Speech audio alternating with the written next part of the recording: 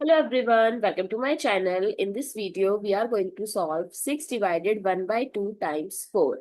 So let's start with today's video solution. What many people do, they cancel out 2 with 4 and they get 2. So 6 divided by 2 as 3, which is a wrong answer. Yes, you heard it right.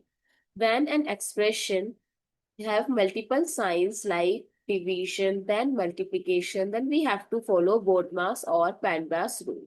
So as per BODMAS or PEMDAS rule, first we have to solve the bracket if given, then of, then division, multiplication, both have same priority, similarly addition and subtraction. But we have to always solve from left to right. People skip this step and they reach that wrong answer.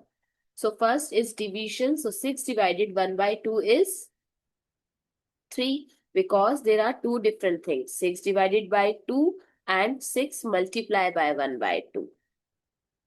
6 divided by 2 is 3. But 6 multiplied 1 by 2 is also 3. But like this, 6 divided 1 by 2, we have to write it in place of division. First, we write multiplication and do the reciprocal of this. So people make the mistake here and write 3, which is wrong. So 6 divided 1 by 2 is actually 12.